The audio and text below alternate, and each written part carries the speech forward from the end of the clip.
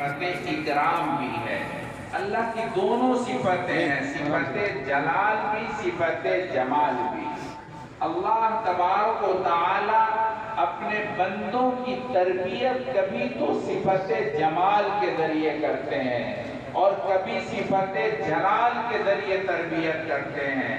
کبھی اللہ تبارک و تعالی تجلیات جلالیہ بندوں پر ڈالتے ہیں اور کبھی اللہ تبارک و تعالی تجلیات جمالیہ ڈالتے ہیں، اور اس جمال کے ذریعے سے اپنی مخلوق خاص طور پر اپنے خاص بندے مسلمانوں کی تربیت فرماتے ہیں۔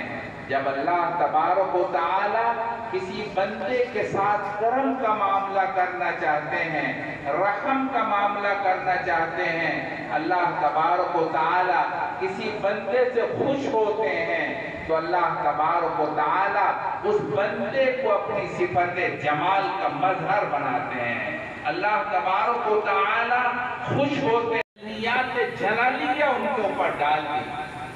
ہم اور آپ تو ڈھیر ہو جاتے، برداشت بھی نہیں کر پاتے، مگر ایوب علیہ نبینا علیہ السلام نے کبھی اللہ تعالیٰ سے شکایت نہیں کی، صبر کرتے رہے، اللہ تبارک و تعالیٰ کی آزمائش پر پورے اترتے رہے۔ قرآن کریم میں موجود ہے، میں اس تفصیل میں جانا نہیں چاہتا، میں عرض کر رہا تھا اللہ تبارک و تعالی اپنے بندے کی کبھی کبھی تربیت صفت جلالیہ کے ذریعے کرتے ہیں۔